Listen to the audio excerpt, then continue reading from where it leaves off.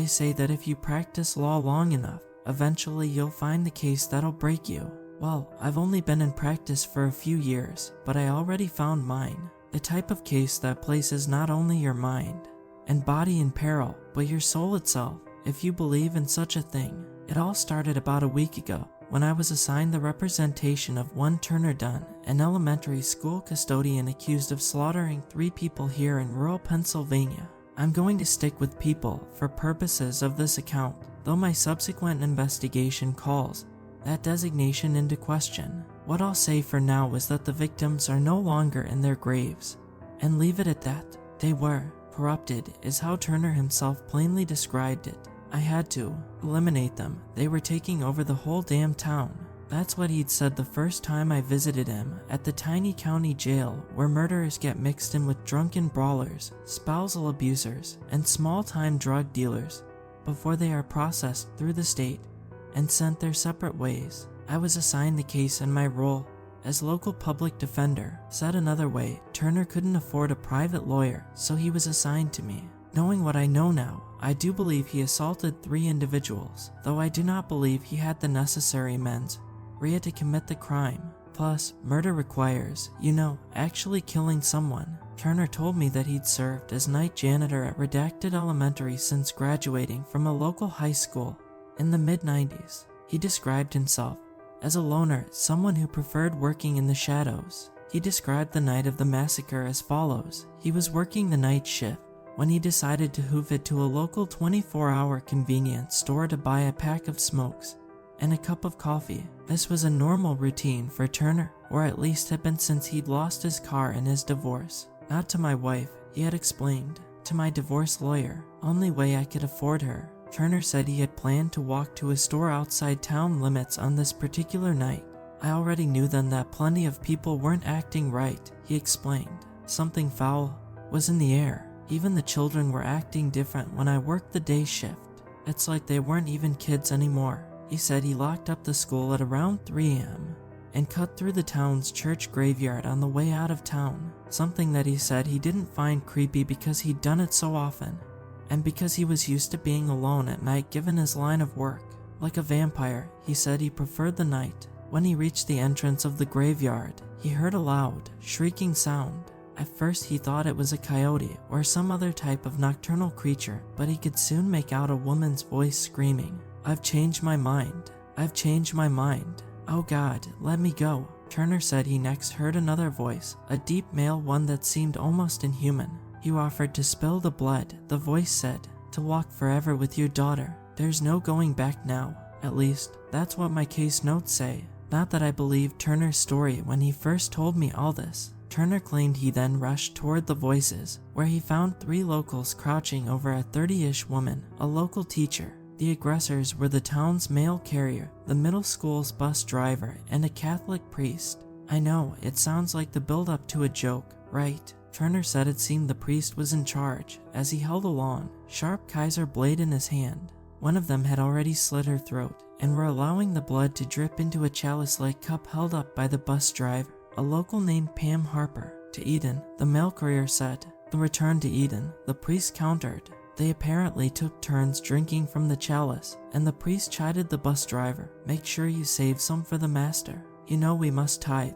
Holding the whimpering woman down, they began to bite at her bare skin, drawing blood, and sucking it up as though they were leeches. It was disturbing as hell, Turner said, fidgeting in his seat something fierce. My God, it was evil, evil in its purest form, and I don't need my notes to recall that much. I can still remember Turner's disgusted face as he said it, the way his fingers gently traced the jail library books that were set out before him on the rickety wooden table. "So I did what any rational person would do," Turner said. "I pulled out the little handgun I kept with me should anyone sneak into the school at night, and I blasted them suckers." "Literally suckers," I said, but Turner wasn't amused. "Don't tell me you've never dealt with the occult before," he said, grimly serious. "Practicing out here in the sticks?" "Oh, the odd ritualistic murder or 2, I said, "but literal vampires? No, that would be a first." "These weren't vampires," Turner said. "At least I don't think.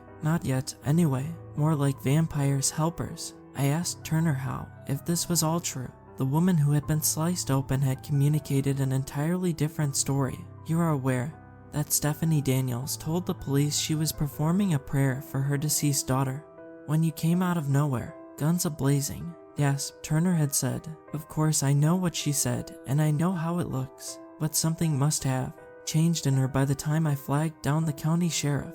Whoever, or whatever else was waiting out there, must have speeded up her transformation. He claimed it wouldn't be the first time that his tiny town had been slowly converted into a town of monsters, vampires, or something vampire-like, to be precise. He described chronic absenteeism at school and work, abrupt personality changes, strange disappearances and reappearances, missing bodies, desecrated graves. I asked him why he didn't inform law enforcement before the night of the so-called massacre, and he insisted that the local police were among the first to be converted. And at any rate, he didn't think any other law enforcement would believe the conspiracies of some middle-aged janitor. Said that half the time he had a hard time believing it himself. Unless you're trying to plead insanity, I had told him, your story isn't going to go over very well with a jury of your peers. It was, unbelievably, the craziest story I had ever heard in a long career of crazy stories. Totally and utterly unhinged. Go there, he insisted. Go to the town yourself and see if you really think I'm a nut. Then his eyes grew wide with fear. But if you do, counselor, then by God, bring along a posse, some fresh garlic, and some mighty sharp wooden stakes. Your laws will mean nothing out there. The next day I went to Redacted alone, sans posse, garlic, or stakes. Us public defenders don't exactly have the budget for a posse. Besides, I had been practicing long enough to give little credit to paranoid delusions. Sometimes people just break. It isn't really their fault, but it's not necessarily my job to believe them, just to help them as best I can with the limited tools at my disposal. That's how I saw it, anyway, back then. The first odd thing I noticed, as I drove up a gravel street toward the center of town, was how quiet it was. Describing something as eerily quiet seems like a cliche, and I suppose it is, but that's the best way I can describe what I witnessed. A dead zone, a broken promise of a place. The first thing I did was stop at the local police station.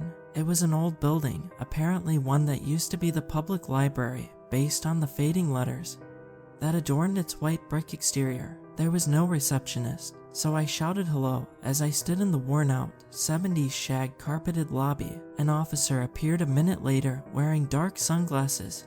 Indoors, his skin was in gross greenish shade. I assumed he was jaundiced from liver failure. The cops in the sticks know how to party with the best of them.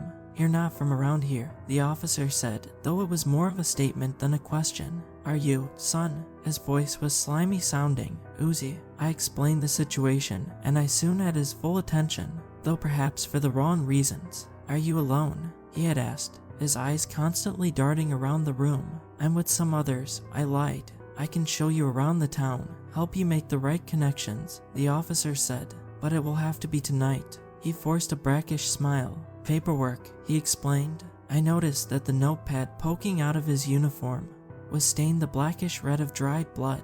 I'll come back later, I lied. Around sundown, the officer asked me to wait a moment before I left, but by then I was already backpedaling out of the station, unnerved, bordering on utterly creeped out. As I exited, I swore I heard whispering from the hallway behind him.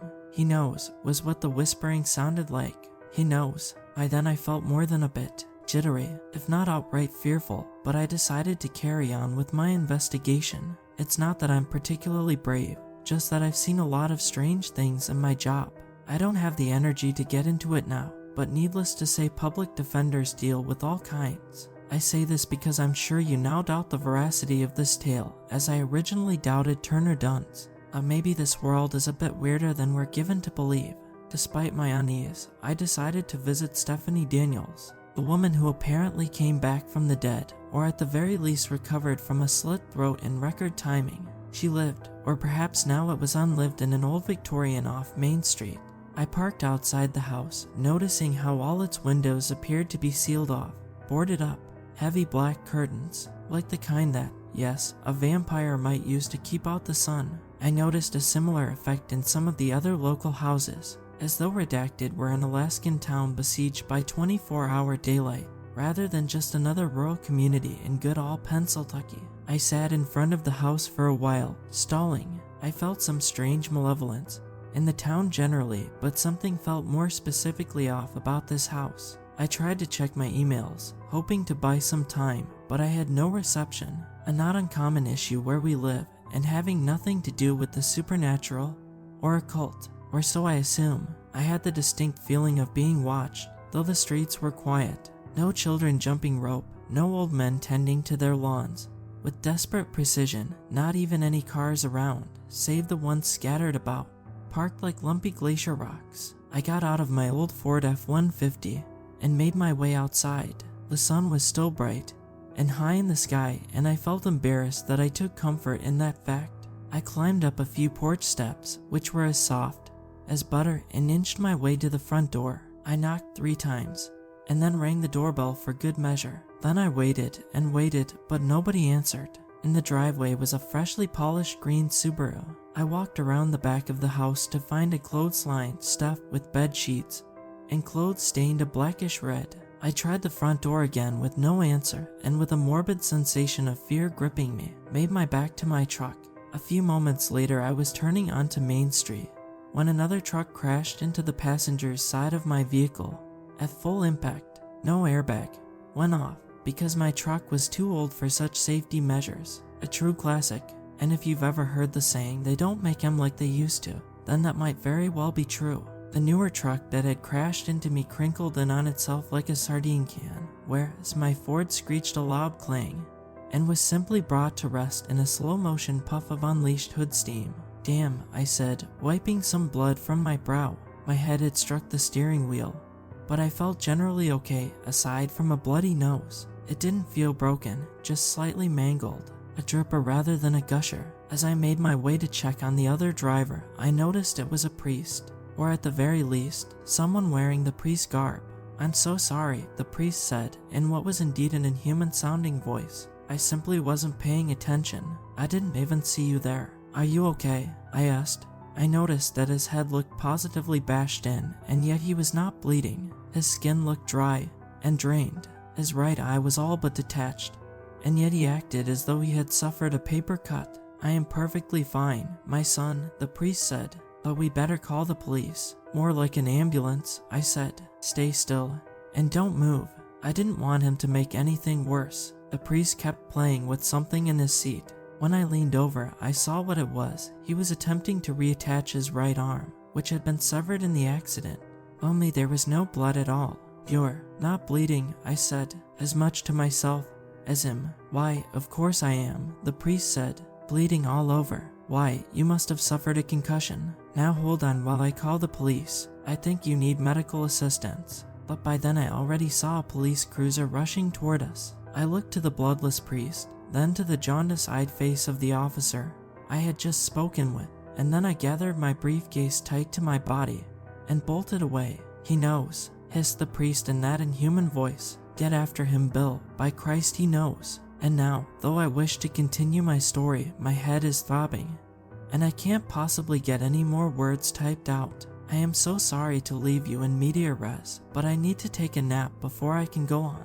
I will check back soon to continue with what happened next, I promise, and assuming I'm still all here. I'm just so weak from all that transpired, and my body must rest for now. So there I was, stuck and redacted with no ride, no friends, and the sinking suspicion that my client Turner Dunn was right. This town really was being taken over by bloodthirsty vampires. How else to explain the priest's severed arm producing no blood, the uneasiness of the jaundiced police officer who insisted we meet again at night, the bloody clothes that hung like a battered panadas from Stephanie Daniels' clothesline? It seemed that Redacted had all at once become a dry town, and I don't mean they were no longer serving alcohol, but as I tripped and slid through the high reeds of an open sewer creek, taking in the reek of raw sewage through my busted nose, I couldn't help but consider things how a judge or jury might. After all, I had now fled the scene of an accident. Worse yet, had sprinted away from the police cruiser as though I had done something wrong. I've seen people get booked for much less, especially in our not-so-justice system. I had to table such thoughts Piker that I was, because at that moment I heard a whispering from inside a nearby tunnel, one of those open-faced sewer tunnels where you can imagine uncanny alligators might reside, until you remember you're in Northeast Appalachia. Go on, I said to the faceless voice from inside that dark void. If you're going to kill me, just do it already. I'm not going to kill you, came a tiny voice. But if you don't hide in here, the others might. I trundled to the crevice and peered in. A child stood before me, his face partially subsumed by dwindling light, no more than 10 or 11 from the look of it. A worn Yankees cap slicked across his greasy hair, and his eyes seemed to glow with feline intensity. Are you a vampire? I asked, because you're sure lurking in the shadows like one. Hard to hide in the light, mister, the voice murmured. And who said anything about vampires? This made me feel a bit better. Perhaps I had misjudged the town after all, had slid right off old Occam's razor, and straight into La La Land, bleeding all the way. I didn't exactly have gray in my beard yet, but I thought I'd been practicing long enough to no longer get wrapped up in my client's delusions. Yet here I was. Of course there's no vampires, I said, pinching at my nose, almost believing it. I know, the child said. They're zombie witches. The thing about this new generation is they're apparently misinformed when it comes to monster tropes. My parents' generation had learned that vampires were to be feared, and my generation had learned they were to be screwed.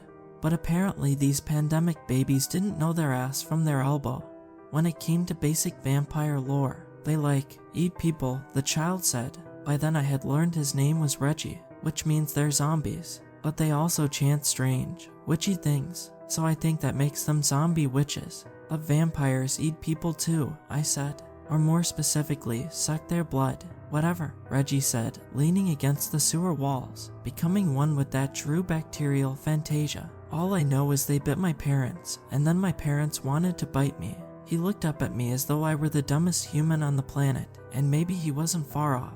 Zombies, he said, definitively. From what I gathered, Reggie and his family resided in a local trailer park. His mother worked at the diner waiting tables, and his father was an angry, bitter man even before he made his little pact with the Dark Lord. Reggie had a half-sister who had recently been taken away by Child Protective Services, and one can assume it was all for the better. A world where vampires were real, and Child Protective Services were competent. I really had gone through the looking glass, being tiny and resilient, if not intelligent about suddenly life-defining monster tropes. Reggie had apparently spent the past few days farting around in the sewer system, something he apparently also did before his gruesome teeth. I offered him an old banana from my briefcase, and my deepest condolences. How do you know I'm not a zombie witch? I asked. Simple, he replied. You haven't tried to eat me yet, and that's how you know I ain't one either. I asked Reggie if he knew Turner Dunn, and he said he did, but everyone in school called him Turdler Dunn because he was always cleaning toilets. He said the kids hated him because he was always in a foul mood, pushing his mop around, tripping children with gleeful hate in his eyes, and so on. I asked Reggie if there were any other humans left, and he said maybe there was and maybe there wasn't, but he wasn't much inclined to find out. He asked me if I had a plan, and I said we should hide in the sewer system and wait things out. This didn't impress Reggie much, that my plans were apparently no better than his own despite our decided age difference. Reggie said we would have to hoof it to a nearby stream if we were going to have anything to drink, and it was better to do it by light of day. Having no better options, I started to follow the fleet-footed little rat, struggling to keep up. I never much liked children, not even when I was a child myself, but I was out of ideas, and, like the vampires, increasingly thirsty. As we walked, I noticed that the child left no reflection in the water. I seemed to recall something about reflections and vampires, but then settled on that being in photographs. I was feeling a bit groggy from the head trauma, and the boy was too fast to get a good look, so I kept following. We eventually came upon a stream, though it wasn't apparent that its source was any different from the sewer. I didn't want to explain the contours of my germophobia to the child, who was already on his hands and knees scooping the water to his mouth, so I just hung back. Come on, he said, it tastes good. I told him that so did chocolate to dogs, but that didn't mean it wasn't poisonous. But he kept gulping away. The banana I had given him was still in his pocket. I would have assumed he'd have scarfed it down straight away. I felt a twinge of fear shivering up my spine, and then I felt like a giant dork for fearing a 90-pound child. If I had a significant other, I thought, they would really be embarrassed at how callow I was feeling. I walked toward the boy to see if I could make out a reflection when he wheeled around on me and started slurping up the blood from my nose. I pushed him off of me and stared in disbelief as Reggie, or what used to be Reggie, licked my blood from his fingers. I hadn't noticed before how green he looked in the light. I can't bite, Reggie said. My big teeth haven't grown in yet. I can only drink the blood of lamb, so I suppose that makes you a zombie witch. I asked. No, Reggie said. You were right all along. I'm the vampire. He started screaming. He's here. He's here. My heart racing with fear, I flung little Reggie into the stream and cut my way up and away from the water, darting through old-growth forest, and wishing I'd kept up with my law school cardio routine.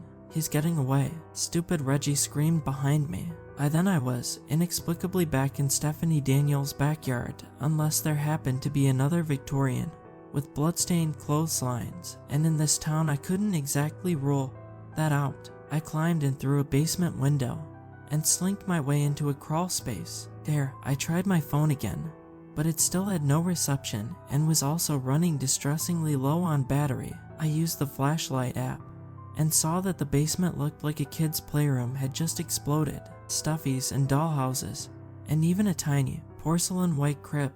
There was also a coffin-shaped pine box that I dared not open, one too large for a child of normal proportions. Everything else seemed right out of a nursery. That's right, I suddenly remembered. Stephanie Daniels had wanted to join the Vampy cult so she could be with her dead daughter. Turner had said the Vampy crew had been meeting at her daughter's gravesite. The police report indicated the child had died a couple years earlier from severe pneumonia. I tell you, there's evil in this world down to the microscopic level. These thoughts were interrupted by a creaking sound upstairs, that of a chair rocking. I tiptoed my way to the top of the stairs and found the basement door cracked ajar, just an inch. Outside in the living room, I could make out Stephanie Daniels. I recognized her from the case file photos, rocking a pale toddler. In her hand was a clear baby bottle with which she was feeding to the child. The baby bottle was filled not with milk or formula, but with a black-red blood. The child sucked on the nub of the bottle greedily, hissing and writhing in delight. She was all but a skeleton. I'm not sure what type of curse gave her human form at all. By any normal biology, the child should have been nothing more than a skeleton sporting a creepy tuft of hair. Stephanie was humming some mesmeric-sounding nursery song. I didn't recognize the tune. Perhaps the Vampies have their own music catalog. La Fala Dula, Stephanie cooed, a curse chant to my ears. Across her neck was a long, blistering, fresh scar. Turner was right, she had been stabbed. How had the county sheriff missed that? The report indicated Stephanie had no signs of lesions or trauma of any kind. It must have been my weariness. I'm not sure what else could have done it, as I'm really not one for a death wish, but at that moment I swayed ever so gently and bumped my still bleeding nose against the basement door. Immediately, Stephanie's eyes darted to the door jamb and my stupid face. I didn't know we had a visitor, she said to the child. She spoke with the soothing yet creepy voice of a dentist about to dig into an inflamed gum. May I please ask what you're doing in our house, she said. I pushed open the basement door, more out of curiosity than any latent bravery. For Christ's sakes, I said, pointing to the bottle, you've made an abomination of your daughter. For Satan's sakes, she said, you've made an abomination of yourself. Stephanie Daniels, or what had become of her, strapped on one of those gross baby carriers that go around one's shoulder to keep the hands free. She took her time in doing so. Meanwhile, Skeel Baby slurped at the bottle, which she now held tightly in her own desecrated little claws. I don't believe we've met, Stephanie said, and even if we did, I doubt you'd recognize me now. It's been a busy few days, hasn't it, little Aurora? She said to her daughter. She stared up at me and winked, a soulless facial twitch from her gaunt face. I'm a lawyer, I said, as though I owed her an explanation, and I felt in a way that I did, having broken into her house. She giggled. A lawyer, she repeated, then come join us. Clearly you're meant to play for our side. She moved toward me, and I flashed my cell phone at her, flashlight app blazing. She said, turning away at my steel attack, but laughing too, as though at the ridiculousness of it all. That's when my cell phone died. She lunged at me, and this time I tripped over my own shoes and fell down the flight of hard, gray basement steps. She laughed at the top of the stairs, as though this was mere theater. The SNL cast member throwing themselves over a cardboard sofa. Despite the fall, I wasn't in very much pain. I had sort of caught myself against the railing a few times on the tumble, and one strength I've always had is I'm quite hard-headed. I laid in a messy heap at the bottom of the stairs. Then I gathered myself together and slipped out the window I had entered back into the purifying light of a now descending sun. Rosy red, glimmering. There's hope in the sun, even if it's capable of burning our eyes out. As I ran away, I could see Stephanie and little Aurora screaming into the basement and tearing their way through the dead nursery. I didn't wait for them to see I'd escaped, but I write these words while lightly sedated at a local hospital. I'm gathering my strength to tell my story in full, considering one last attempt to prove that neither Turner Dunn nor I suffer from any form of hysteria. You'd been in a car accident, the sheriff said. You fell down a flight of stairs. Of course your ability to discern reality is somewhat impeded. I so want to continue with what happened, but as before, the telling makes me weary as the various meds act and counteract in my system, and the nurses come and go, checking my vital signs and working to ensure I don't try another jailbreak. Before I could go on and on typing. A laptop is any good lawyer's weapon of choice, but I fear this is where my fingers must stop their typing. For now, toward the end of my first meeting with Turner Dunn, he told me that being attacked by vampires wasn't the worst thing that happened to him during his ordeal. It was not being believed by regular old humans that really got to him. The way you're looking at me right now, he had said, as though I'm crazy when I know that I'm not. And now I can relate as I sit here in the hospital, being watched over with dutiful indifference, as though I'm some lonely senior in a nursing home. But I digress, and I don't have time to digress. I have to get out of here. I need to get back to Redacted with garlic and steaks like I should have done the first time. I just need to allow the sedation to wear off, and in the meantime write this out so everyone knows what is going on. As I was saying before I drifted off, I had escaped from Stephanie Daniels' house and was leaving her and her vampy scale baby behind when I saw the police cruiser turn the corner. Gunshots blasted against the cruiser from one of the boarded up houses, but everyone knows guns have no effect on vampires. All it did was help to slow down the cruiser some and give me hope that the town had not yet turned 100%. Across the street I could see the priest walking about, carrying his own right hand, as though it were a mallet. The white band of his Roman collar was now stained a deep shade of scarlet. I was walking about in some sort of stupor, my nose bleeding, and my legs failing from my fall down the cellar stairs. Behind me, Stephanie Daniels appeared on her front porch, baby still in its carrier, holding its blood bottle close, as a mantis does its decapitated lover. My body writhed in panicked fear. Hopeless, hopeless. Counselor, the jaundiced cop said, stepping out of his parked cruiser. It would appear you've been breaking some of our laws. He took out a citation book, as though he were a statey about to nail me for speeding. Whoever was shooting from the boarded-up house lit the officer up with a spray of bullets, but no blood was forthcoming from the cop, who merely shook like a wet dog. Old Lady Wilcox, he told Stephanie, as though they were ordering an office lunch. We'll take care of her next. I looked up at the magnificent sun as it descended behind the surrounding hills and cast its final rays of dying light upon the desecrated mountain town. I was surrounded, and much too tired and slow to make another run for it. I would have to use the only tool I've ever had, the power of persuasion. Listen, I'm only here because I'm Turner Dunn's court-appointed public defender, I said. He was saying some crazy stuff about this place, so I wanted to investigate. But now I know he was lying, I continued, because obviously this place is far more messed up than he let on. The master was a barrister once, the officer said in an even tone.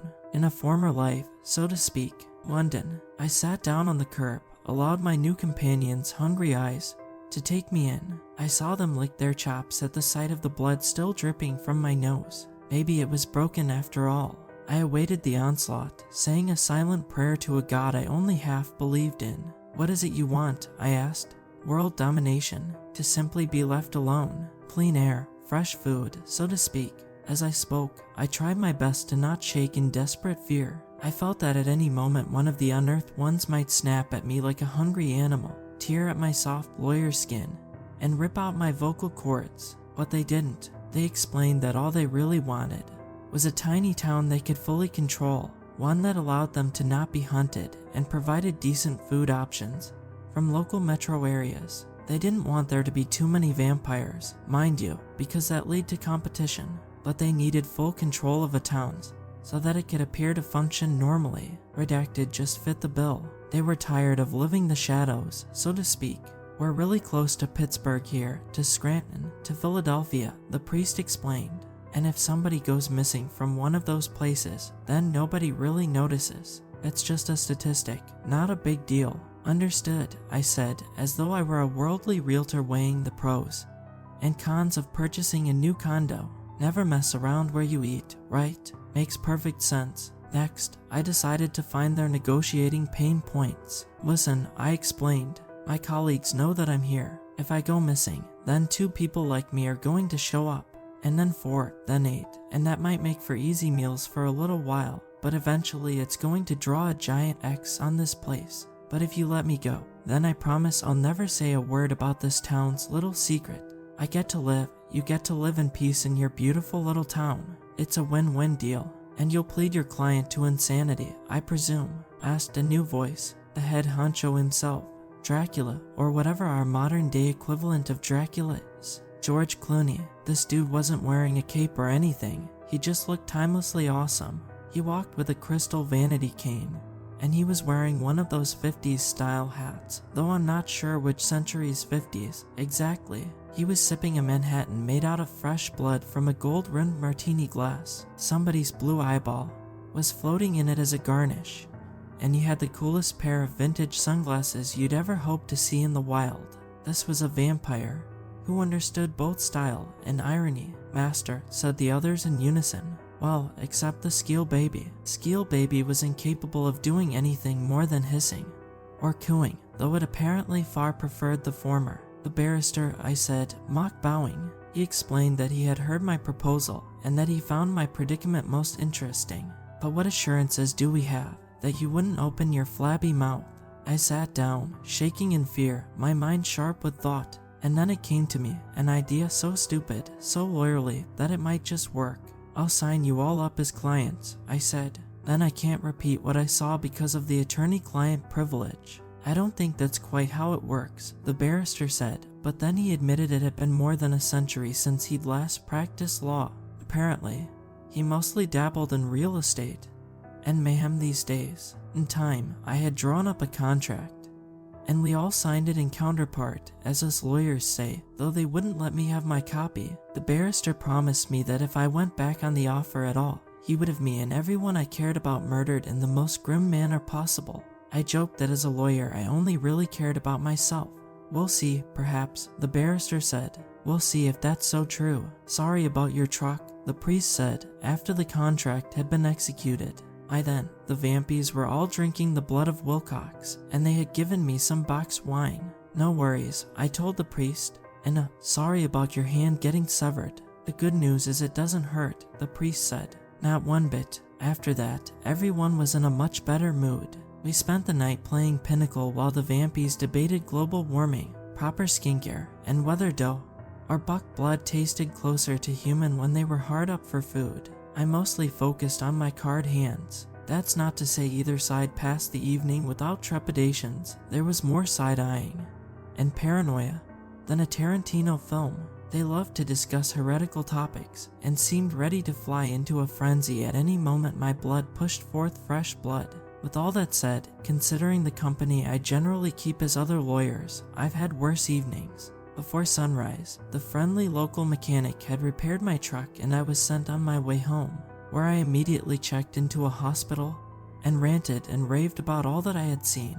But though I've tried to take a light tone in this retelling, earlier today I heard some sad and discomfiting news. Turner Dunn had apparently hung himself with his bedsheets last night in prison, and I can't help but think it was an inside job. If you catch my morphine drip drift. Nobody believed Turner until it was too late.